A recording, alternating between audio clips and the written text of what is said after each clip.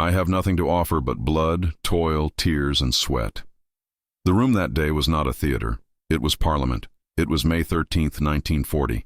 France was collapsing. The skies above Britain already trembled. A new prime minister stood and offered not comfort, not applause lines, but a bill. A price. He put the cost of survival on the table like a contract signed in ink and resolve.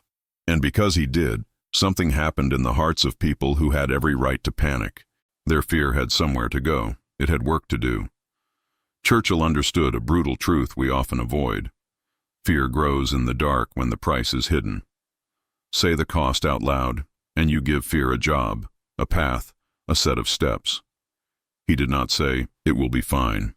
He said, "It will be possible, if we pay." And then he named the aim with a surgeon's clarity. You ask, what is our aim? I can answer in one word: victory. Hear the cadence.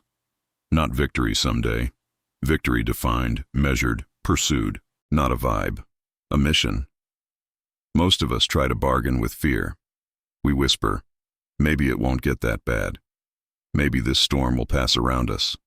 But you don't steer a ship through a storm by whispering. You take the wheel. You feel the spray. You say the price.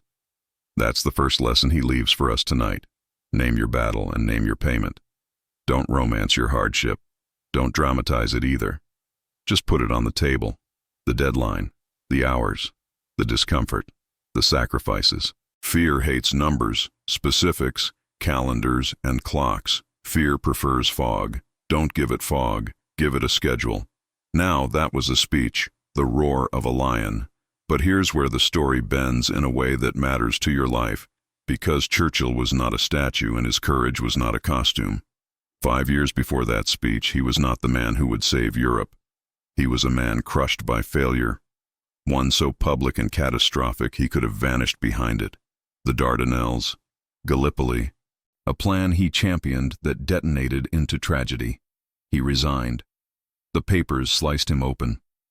The world whispered that he was finished, and at home, in quiet, he wrote to Clementine, his wife, his ally, the keeper of his better angels.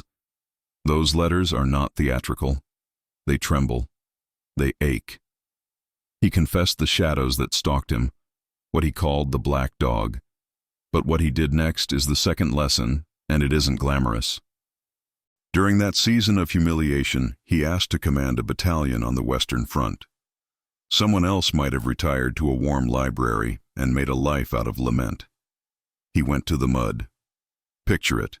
The world's fallen statesman crouched in a trench with the Royal Scots Fusiliers, hands numb, eyes fixed on a horizon that did not care who he had been.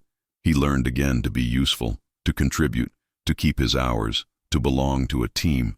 He chopped his days into watch, patrol, report, rest. He wrote, he trained, he listened.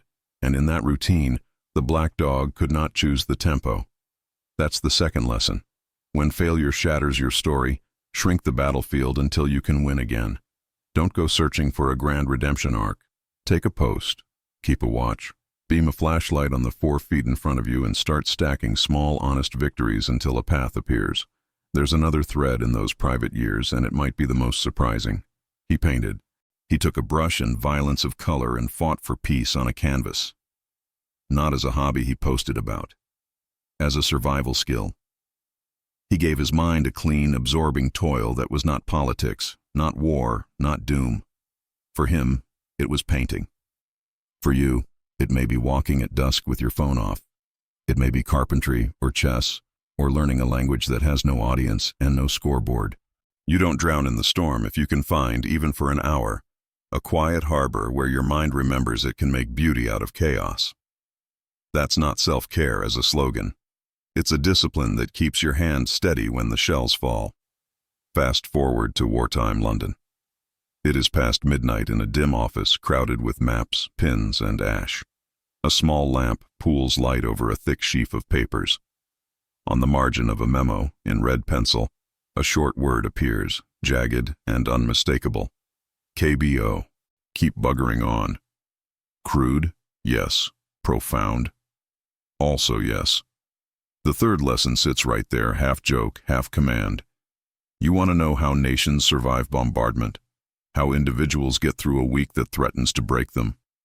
They keep buggering on.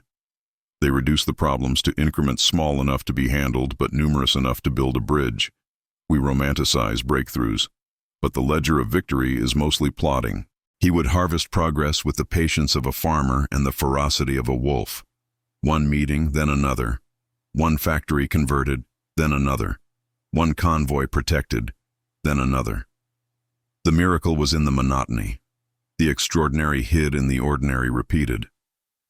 That's how a people under nightly fire stood up every morning to do the next necessary thing.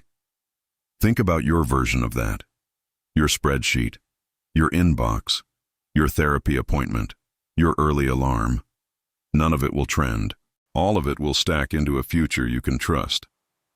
You don't have to feel like a hero to live like one. You have to show up on a day when it does not make for a good story, and then tomorrow, show up again. Let's stitch these 3 lessons together so they hold under stress. First, state the price and the aim. If you won't do it, fear will do it for you and it will charge interest. Second, when shame or loss knocks you flat, move your body to a meaningful front, however small, and accept the dignity of honest, local work. Third, K.B.O. Write it where you'll see it. Not as a meme, but as a method. When your mind runs, make it walk. When it walks, make it march. When it marches, make it build. There's a 4th piece, almost like a hidden gear, that makes the other 3 spin smoother. Churchill was a poet of slogans, but he treated words as levers, not as decorations.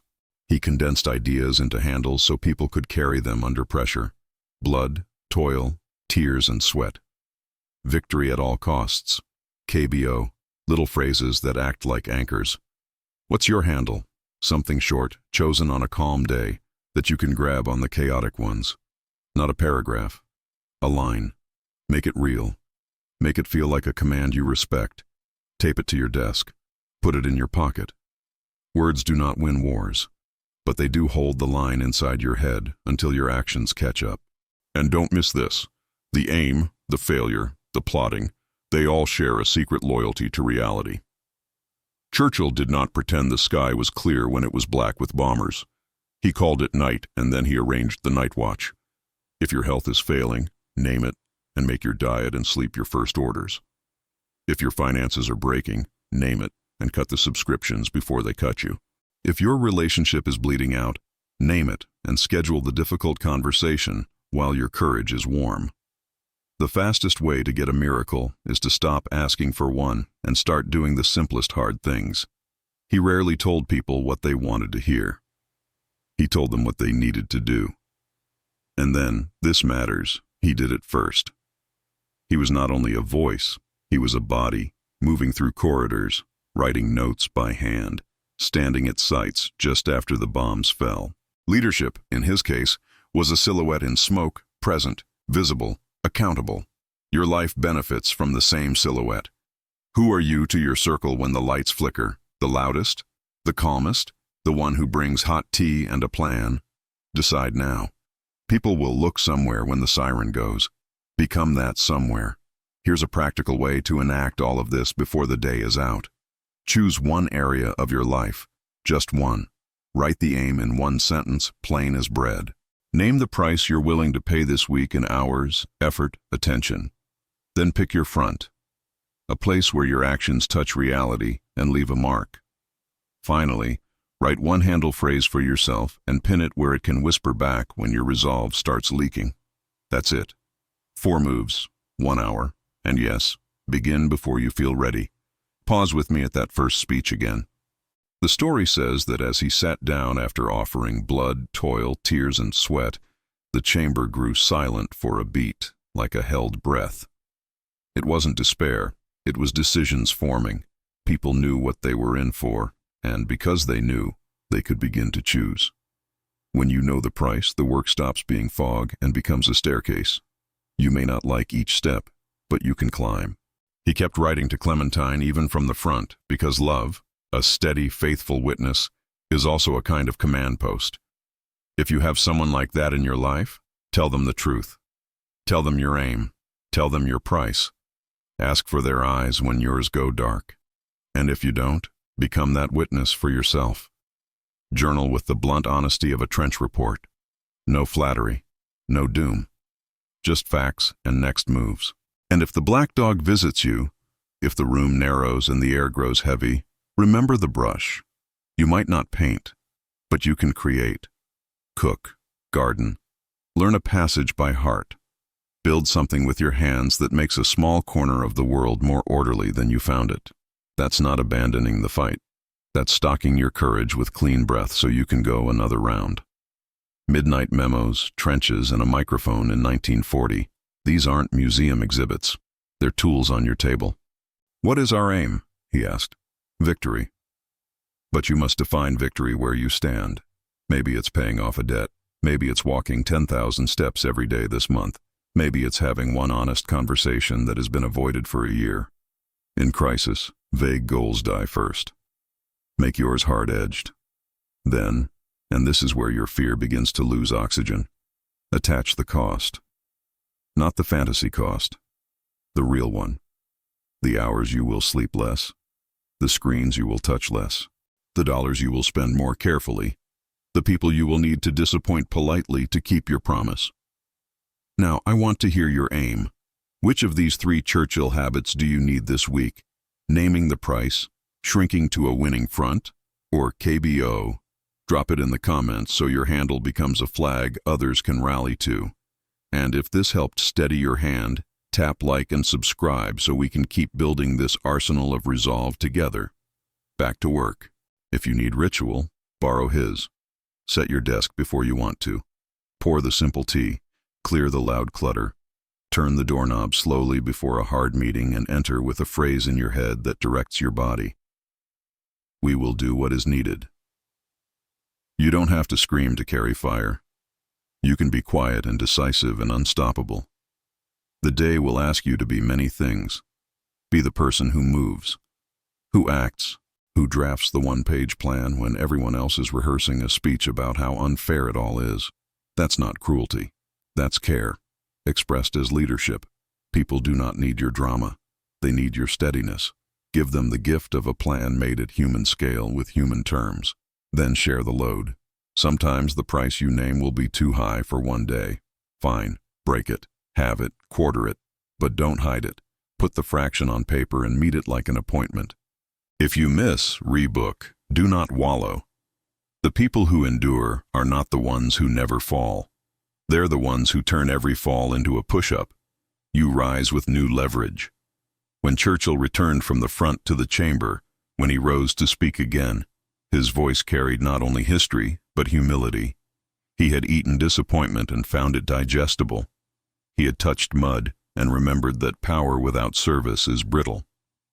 That's why his words sounded like a door being bolted against darkness.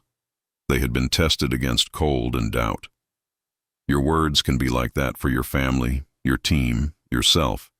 There will be nights when you sit alone and the silence makes a cathedral around your doubts. In that place, bring your handle phrase close and breathe. Let your pulse slow. Let your mind list the next 3 moves you can make in the morning. Don't try to solve the decade in the dead of night. Solve the first 10 minutes after sunrise. That is where ordinary lives pivot from panic to traction. I wonder what you will write to your future self about this week. I wonder what you will tell someone you love about how you stood when the room shook. Maybe you'll write, in your own way, I had nothing to offer but my small blood, my honest toil, my real tears, and my earned sweat.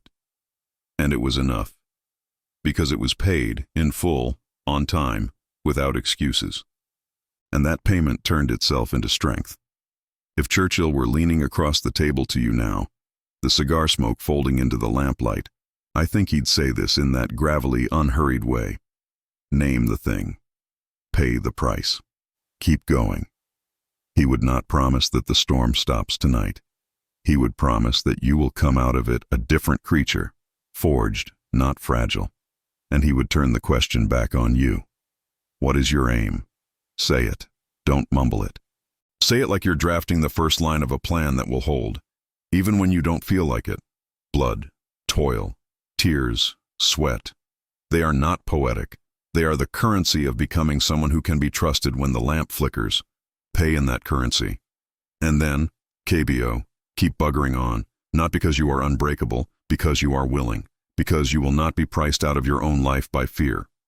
Because you, like an island that refused to fall, have decided the road ahead is hard and worth it. This is the moment you write your sentence, the aim, the price, the front, the handle. Then you put the paper where your eyes must meet it, and when tomorrow's storm throws its first punch, you answer with your steps, not your speech. That's how fear breaks, not in a flash, in 1,000 small paid bills, until one day you notice the silence after a siren and realize you did not bow. Now go. The lamp is lit, the night is long, but you are longer.